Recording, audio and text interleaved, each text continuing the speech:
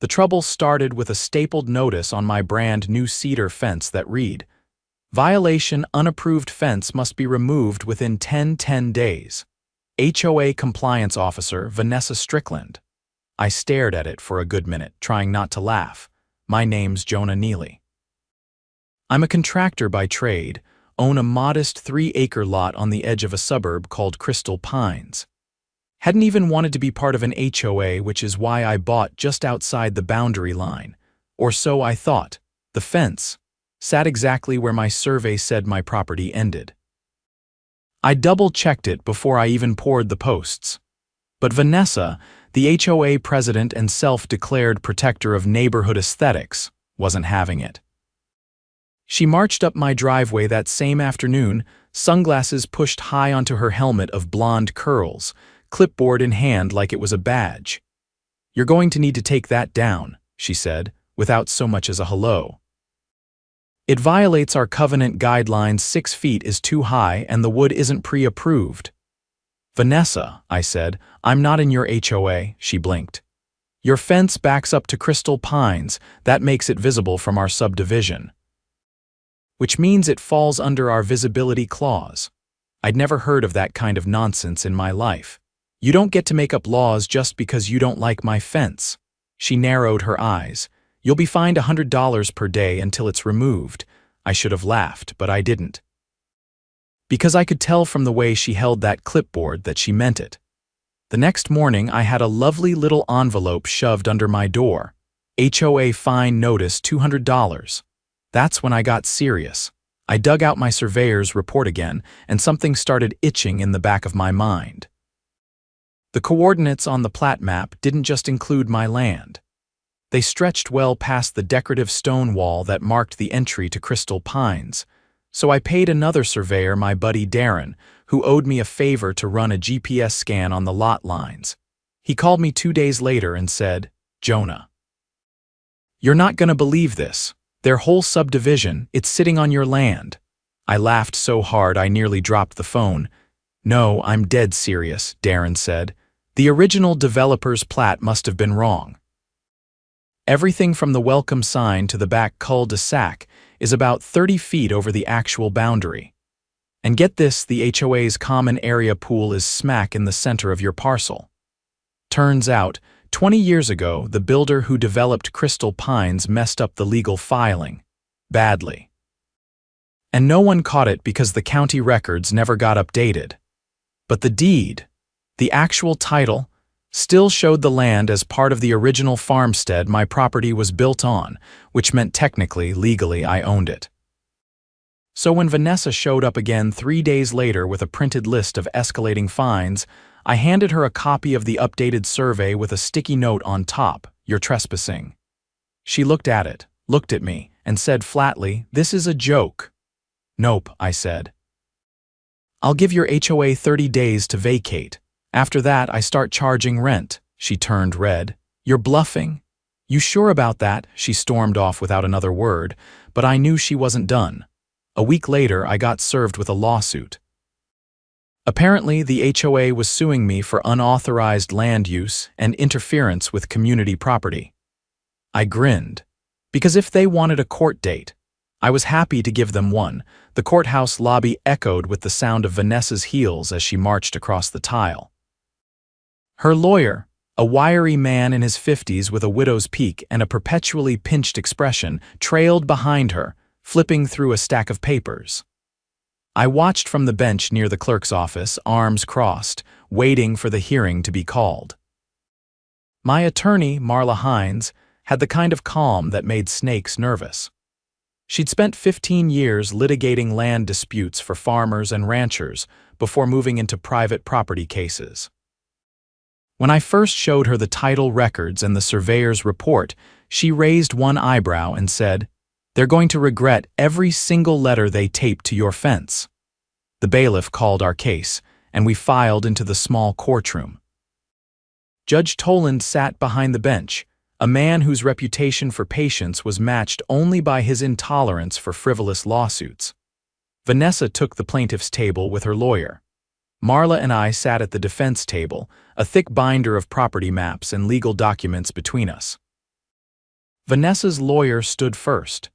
"Your Honor," he began, "the defendant has constructed a fence that clearly obstructs the aesthetic harmony of the Crystal Pines subdivision. The Homeowners Association has well-established covenants that apply to all properties visible from the community, and we assert that his property, though technically adjacent, falls under those guidelines due to visibility and historical usage." Judge Toland didn't nod. He just adjusted his glasses and said, "You're asserting authority based on visibility." "Yes, Your Honor. The HOA's covenants, let's move to the counterclaim," the judge cut in. "I've reviewed the preliminary documents filed by the defense." "Mr. Neely, you're asserting full legal ownership of the land currently occupied by the Crystal Pines subdivision."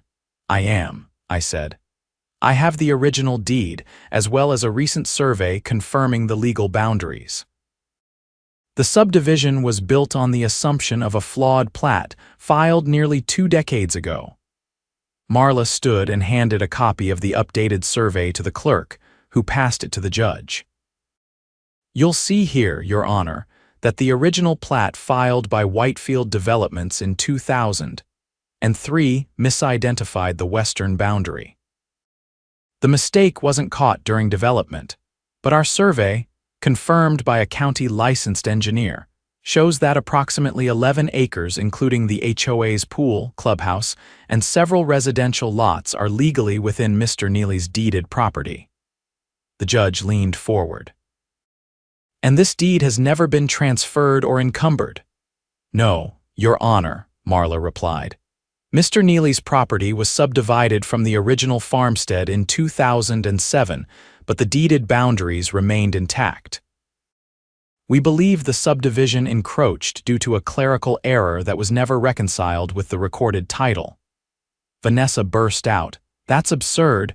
We've lived there for years. You can't just take it back." The judge raised a hand. "This isn't a matter of duration, Miss Strickland. It's a matter of legal ownership. Please let your attorney speak for you." Her lawyer looked rattled. "Your Honor, even if there was an error in the original development, we argue that adverse possession applies. The homeowners have maintained and used the land continuously, openly, and under the belief that they owned it." Marla nodded. "We anticipated that argument, but under state law, adverse possession requires payment of property taxes for at least 15 years. The HOA has never paid taxes on the disputed land Mr. Neely has. We've included certified county tax records in our exhibit." The judge examined the documents for several minutes in silence. Then he sighed, leaned back in his chair, and said, "I'm going to need a full title history and a hearing on the adverse possession claim. But based on what I'm seeing, the HOA has been operating on land it doesn't own." He paused. "And issuing fines for fences on property outside its jurisdiction." Vanessa's lawyer cleared his throat but said nothing. The judge looked directly at Vanessa. "You're lucky Mr. Neely hasn't filed a trespassing complaint." Yet, back in the hallway, Vanessa glared at me like I'd just burned down her house. "You think you've won," she hissed. "We'll bury you in motions. You don't understand what you're playing with." "I think I understand more than you do," I said. "You're not just wrong. You're exposed." Her lawyer tried to usher her away, but she shook him off and walked out in a fury. 2 days later, I got a call from a guy named Alan Chu. Said he lived in Crystal Pines on Sycamore Ridge Lane and wanted to talk. We met at the diner off Route 39. He slid into the booth looking nervous. "I heard about the court case," he said, glancing around like someone might be listening. "Vanessa said you were trying to extort the neighborhood, but I checked the county maps. You're not lying." "I've got no interest in extorting anyone," I said. "But I'm not going to let them bully me off my own land," he exhaled and nodded. "Good. Because I think you should know she's been hiding things. The HOA's been using community funds for private events, trips, dinners. She approved expenses without board votes. A few of us tried to push back, but she threatened to fine our properties for yard violations and unregistered additions. You got proof of that?" Alan opened a folder and slid it across the table. "Financial reports from the last 3 years." I used to be treasurer until she forced me out. She replaced the board with people who don't ask questions.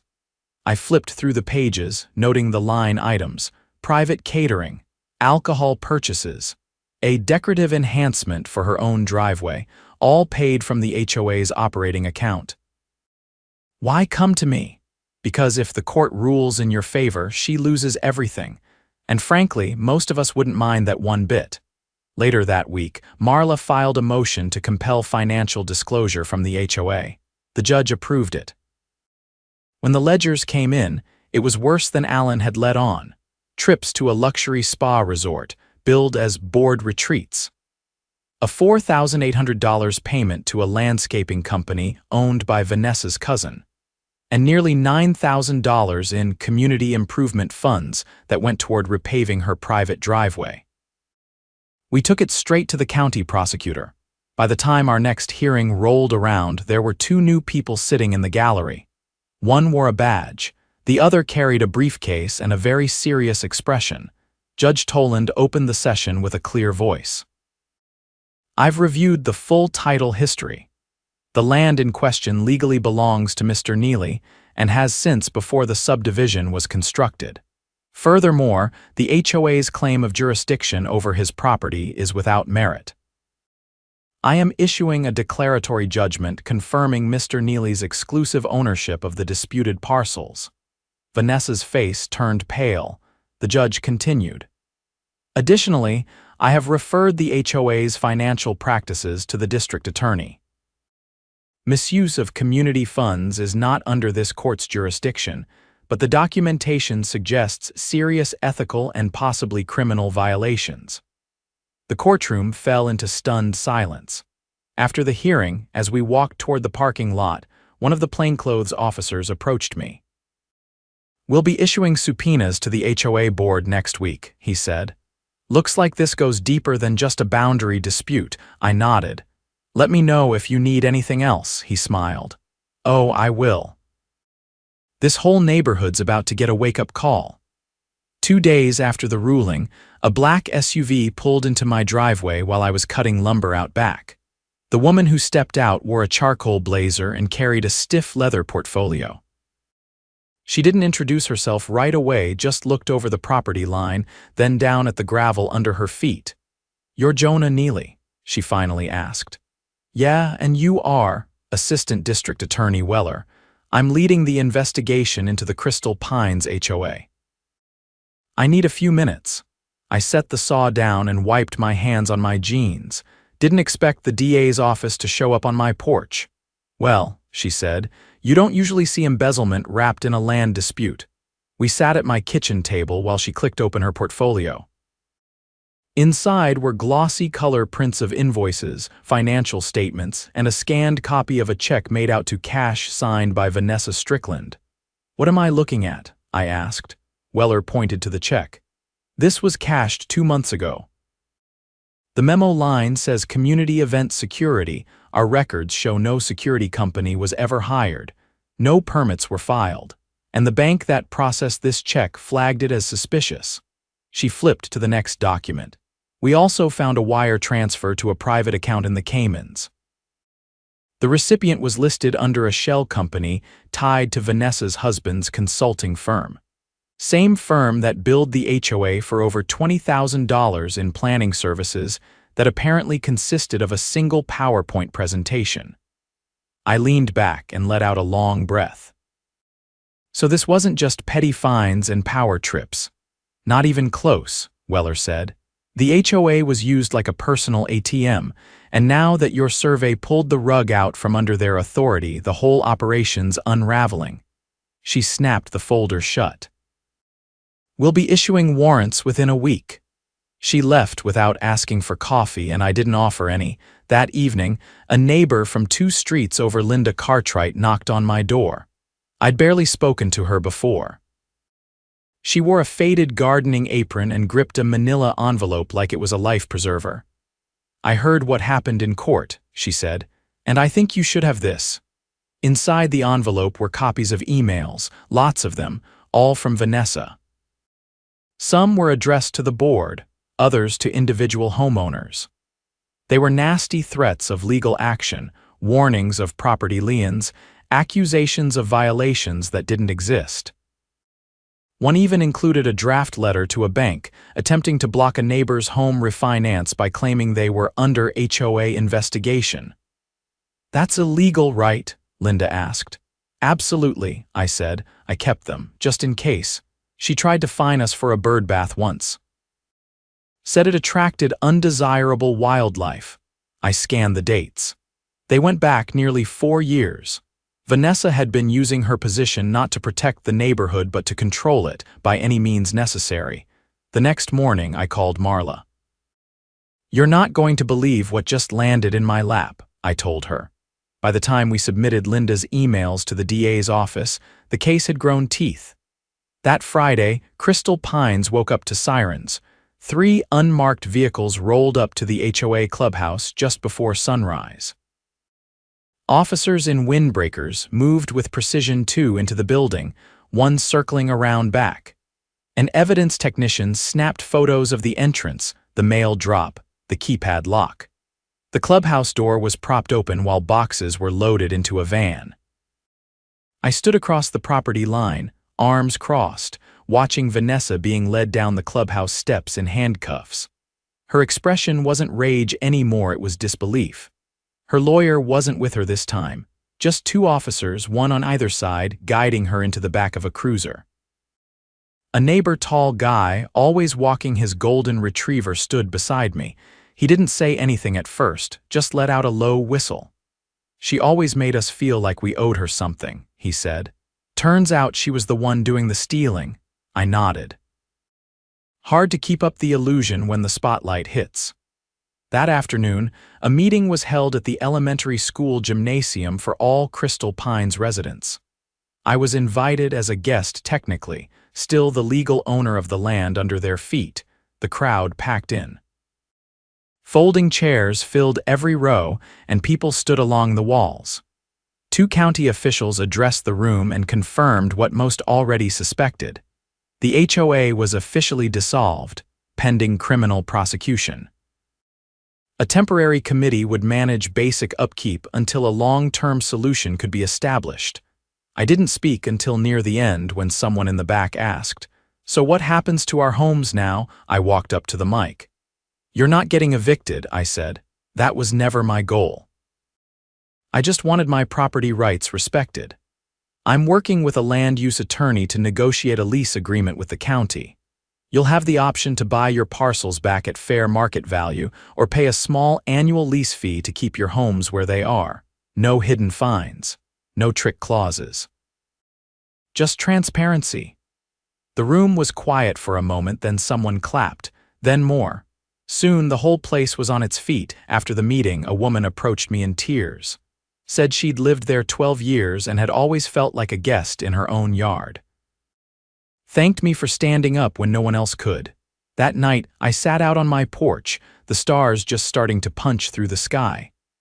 The fence still stood right where I'd built it, sturdy, level, and entirely mine. A car slowed along the edge of the road. It paused near the stone wall that used to mark the HOA boundary, then rolled away again. No one left another notice on my property after that. 2 weeks later, Vanessa was indicted on 6 felony charges, including wire fraud, embezzlement, and obstruction. Her husband fled the state, but was picked up in Arizona trying to withdraw nearly $50,000 in cash. The county filed to seize the HOA's remaining assets. The clubhouse was auctioned off, the funds split among residents who'd been overcharged. Marla negotiated a revised plat with the zoning office, redrawing the subdivision boundaries to match the corrected legal lines. For the first time since it was built, Crystal Pines matched the map. Alan Chu helped form a new neighborhood council, voluntary, transparent, and with no authority to fine anyone for flower colors or mailbox height. He even asked if I'd like to be honorary chair. I declined. Told him I preferred to fix things with a hammer, not bylaws. The land dispute had started with a fence, but it ended with a neighborhood freed from a shadow they didn't even know they were living under. And I kept the fence exactly as it was. Every nail in that wood was a reminder that sometimes standing your ground means more than just holding a line. It means turning it into something no one can take from you, not with a clipboard, not with a gavel, not ever again. 3 months passed. In that time, the remnants of Crystal Pines underwent a kind of forced evolution. The HOA was gone, its name scrubbed from the subdivision entrance, its bylaws archived and boxed up in the county's legal archives. The stone wall at the edge of the neighborhood, once a symbol of exclusivity, had crumbled slightly in one corner from neglect. No one rushed to fix it. Probably no one missed it either. The homes remained, of course. So did the people. But gone were the neighborhood patrols, the warning letters about lawn height, and the surveillance van that used to creep by at dawn. In their place, Halloween decorations, impromptu block parties, and a sense of relief so thick you could feel it when driving through. I didn't hear much from Vanessa. No one did. Her bail had been denied once the wire fraud charge stuck. The DA's office confirmed she'd been moved to a holding facility outside of town, pending trial. Her name stopped coming up at community meetings. People were too busy adjusting to their new reality, one where they could plant a rose bush without fear of a fine. But just when I thought things were finally settling, I got a visit from a federal investigator. He arrived in a dusty sedan with government plates, wearing a rumpled brown suit and holding a folder marked with a black stripe across the front. His name was Agent Dorsey, and he introduced himself by holding up a badge and saying, "Mind if I come in? I've got a few questions about your neighbor's swimming pool." The folder contained aerial photos, some from a drone, others from satellite imaging. He laid them out across my kitchen table, pointing to a rectangular patch of shimmering blue I knew all too well. The Crystal Pines community pool. I raised an eyebrow. "Thought the county already went through this," I said. "It's on my land." "We've got that confirmed." "That's not what this is about," he said. "We received a tip from a former HOA board member, said the pool may have been installed without proper permits. That by itself wouldn't bring us here, but there's more." He tapped on one of the images. "This area here. That white box behind the clubhouse, it's not listed on any of the original plans." I leaned in. "That was a maintenance shed. Vanessa used to call it the compliance center." Dorsey frowned. "According to the tip, it wasn't used for maintenance. They said it was a records room. But not just for HOA paperwork. They claim it held files, financials, surveillance footage, even private documents collected on residents. Illegally." He pulled out a smaller photo, this one from a body cam. It showed a cramped, windowless interior lined with shelves. Banker boxes stacked to the ceiling, a single desk with a locked cabinet beneath it. They found the shed after the warrant was executed, but most of the boxes had been emptied. "We believe someone cleared it out a day before the raid." "That explains the SUV I saw leaving the night before," I muttered. "We think Vanessa had help," Dorsey said. "Specifically, a man named Simon Eckhart, former vice president of the HOA board." The name rang a bell. I remembered him vaguely, a lean man with a goatee and the kind of voice that always sounded like it was trying to sell you something. He'd avoided the spotlight during the court hearings, hadn't been listed on any of the financial documents. "I assumed he'd bailed early," Dorsey continued. "We believe Simon was responsible for setting up a digital surveillance system that logged activity across the entire subdivision. Hidden cameras, audio recorders, some installed without consent, including in private backyards." My stomach turned. "You're telling me they were spying on residents?" "More than that," he said. "The files that were recovered show patterns of blackmail, selective enforcement. Residents who pushed back found themselves fined, visited by code inspectors, or targeted with legal threats. We even found a spreadsheet listing vulnerability notes, personal information keyed to addresses, medical conditions, marital disputes, employment issues." I sat back in the chair. "That's not HOA misconduct, that's organized harassment." "Exactly. And we're looking at potential RICO charges." I stared at the photos, trying to process it. All this time I thought Vanessa's tyranny was about power, but it was industrialized control, a whole system built to keep people silent. "Why are you telling me this?" I asked. "Because you blew the lid off it," he said. "Without your case, we'd have never looked deeper. We need you to testify at the federal hearing, not just about the land ownership, but about the retaliation, the behavior of the board, everything you witnessed." I agreed without hesitation. The hearing took place in a federal building 2 counties over. It wasn't a criminal trial, not yet, but a preliminary hearing to determine if full charges under the Racketeer Influenced and Corrupt Organizations Act could proceed. I sat in the witness box for over an hour, answering questions about the boundary dispute, the fines, the threats, the lawsuit, and the aftermath. Then they called Alan Chu. He brought his own folder. Inside were copies of internal emails from Vanessa and Simon, attachments showing camera placements, and even a list of passwords he'd discovered taped to the back of a filing cabinet during his last week on the board. One of them unlocked a cloud server. The server held over 30 hours of security footage, none of it from HOA common areas. The judge reviewed the materials in silence. When he finally spoke, his words were clipped and final.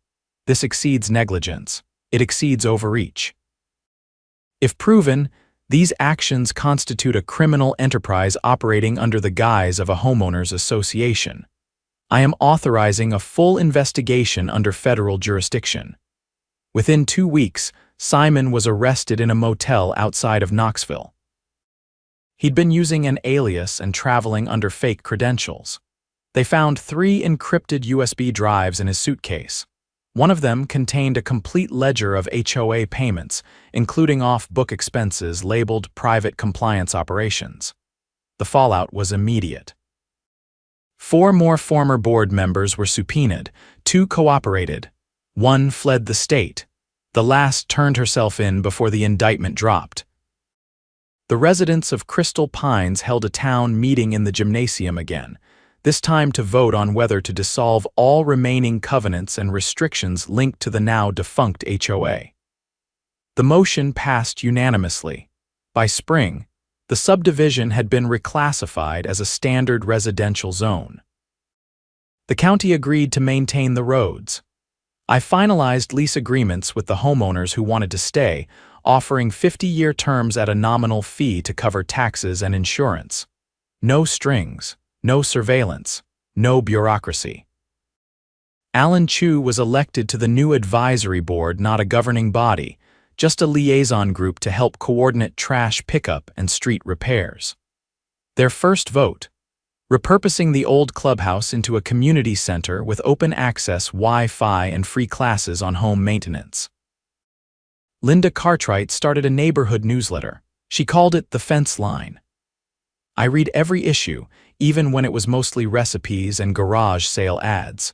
One afternoon in early summer, I got a letter from the office of the Inspector General. It wasn't formal, just a signed note on official stationery.